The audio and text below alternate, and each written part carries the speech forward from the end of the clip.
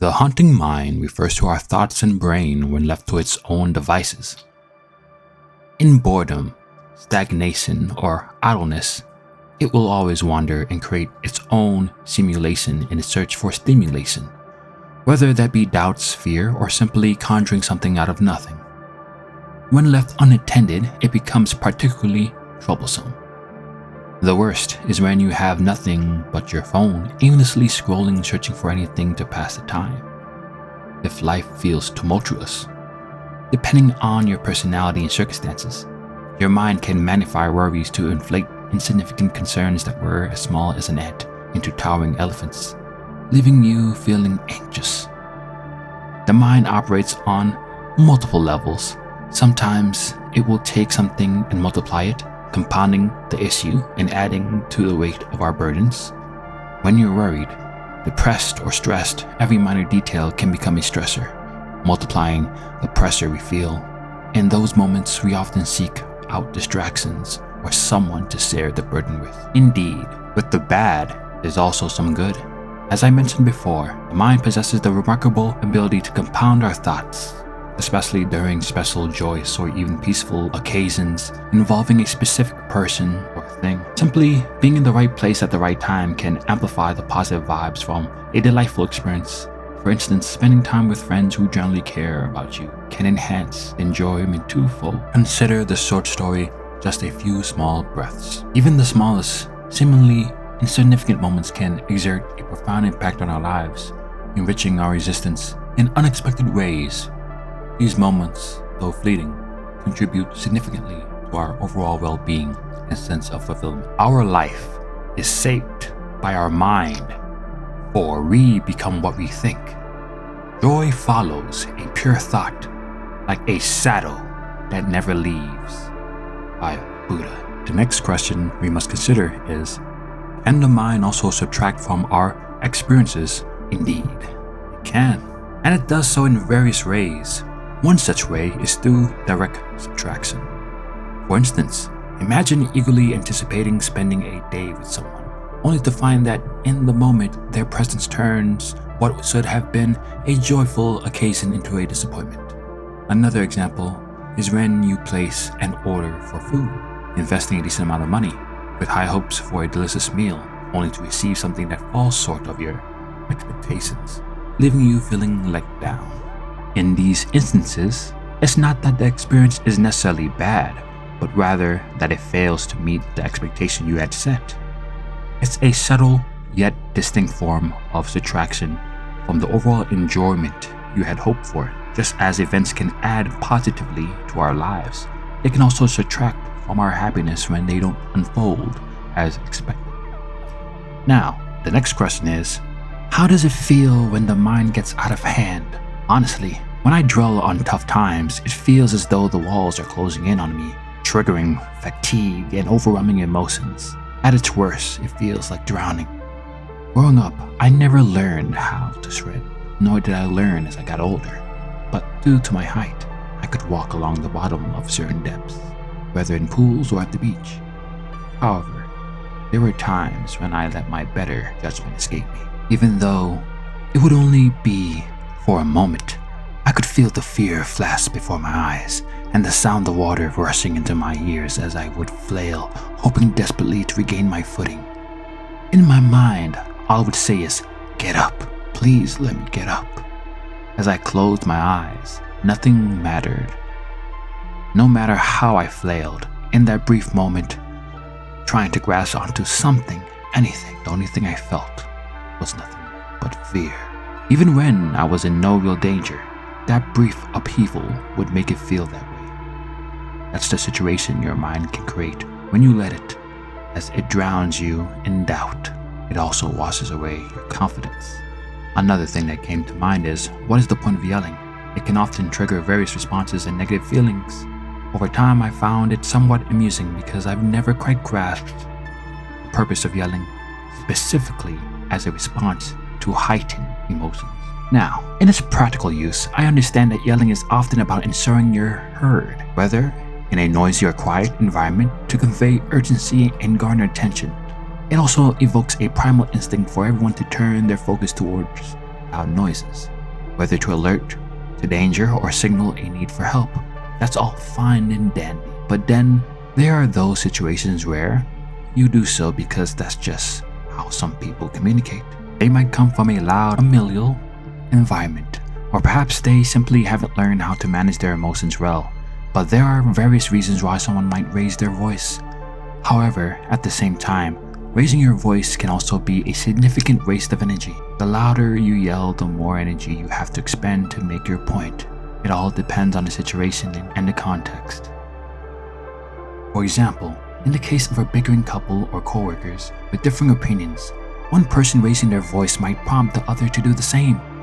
Feeling challenged or insulted, another outcome could be one person yelling while the other person freezes, holding back their emotions as they struggle to maintain composure.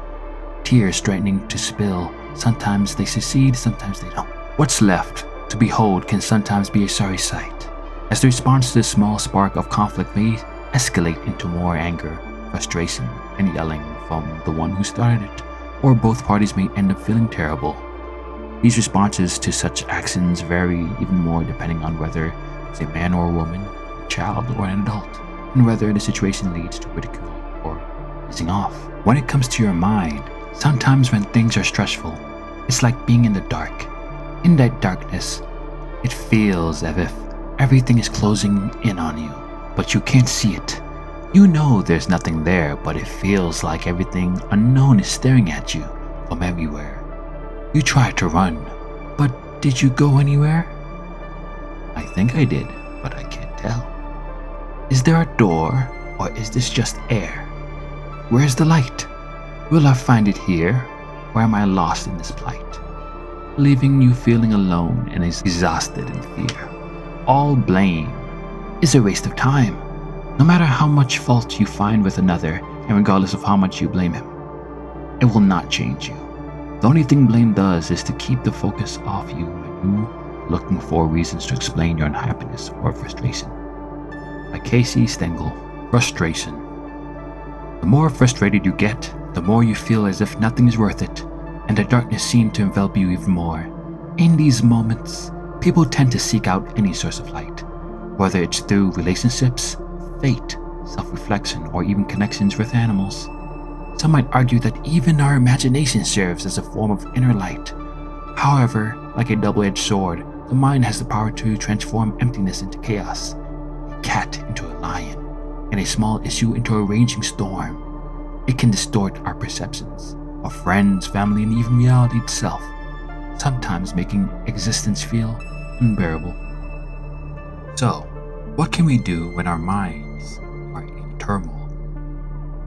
The only thing we can do, one thing many people have come to realize, is that you have to separate yourself from your thoughts. You have to remind yourself that your thoughts are not you. Because when you start identifying with your thoughts, when you start believing that the negative thoughts defining you as a failure, a nobody, or worthless are true, it can be incredibly damaging. Initially, I didn't give much thought to this concept because, after all, words are just words, right? But for many people, that's not the case, especially when it comes to the mind. When your mind is even slightly disturbed, it's often just a small amount of stimulus needed to trigger it. Oftentimes, we find ourselves stimulated at random moments. It's just within human nature.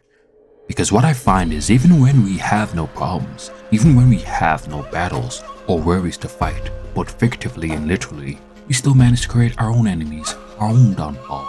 So, we have to remind ourselves that we have to stay positive.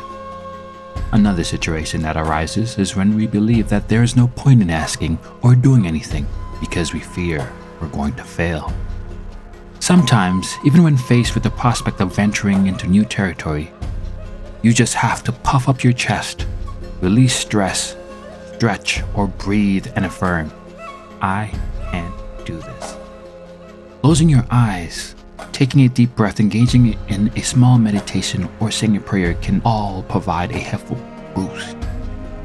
The most crucial part lies within the breath. Breathing in deeply, allowing the tension in our muscles to loosen.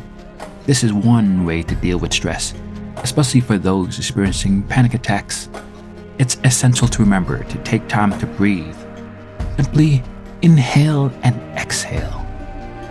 From there, consciously steer your mind away from your troubles. If you find yourself already in a difficult situation, the only option is to convince yourself that you can make it through, that you can survive. That's the best anyone can hope for. When you're in a stressful situation, whether at work, facing challenges while learning something new, or dealing with anxiety, the best course of action is to breathe and find your center. Locate your focus and push through to the end. It's okay if you make mistakes along the way. What matters in the end is finishing strong. Reflecting on my own experience starting a new job, I was afraid and wanted to be perfect, but I made mistakes. However, as I started to get the hang of it and allow myself to enter a flow state, things improved and that fear disappeared, until the next day, of course. There are no permanent fixes, and every day presents its own struggles. However, we must make the best of it, pushing forward with determination and resilience. So let me reiterate. In the beginning, it's okay if you keep messing up. What truly matters is whether you can get it right in the end. Once you achieve that, you can refine your approach the second time around and gradually build upon your success. Eventually, you'll find yourself falling into a flow, much like when runners hit their stride and experience the runner's high, feeling as if they're moving effortlessly like gazelles. Affirmation is crucial for this process, but it doesn't necessarily have to come from others. It can come from within ourselves. After all, we're constantly battling our own demons, and sometimes the biggest obstacles we face is ourselves, disguised as our own doubts and fears. Finding inner peace is an ongoing journey, but even when you do, it's important to remember. That's right, it's crucial to remember that you are important and worthy. Even when you're feeling down, I once posed a funny question to myself. Isn't that vanity? But no, not in this sense. When you're trying to pick yourself up and resuscitate your beaten and bruised confidence, how can anyone call that vanity? For that person, you have to search with a magnifying glass to even find a normal level of pride that someone should have within themselves. So in this context, it's not an unnecessary show of pride, it's a display of hope that you haven't given up. Now, could it turn into pride one day? When everything starts to work out? Maybe, but for now, that's not the point. The point is, as long as you don't give up on yourself, there will always be hope. And as long as there's hope, there's life, even if it doesn't align with your ideal vision. Embracing this mindset can help us navigate through challenges and appreciate the beauty in the unexpected. The greatest freedom is to be free of our own mind by Oso. Anyway, thank you again for watching Clearcast.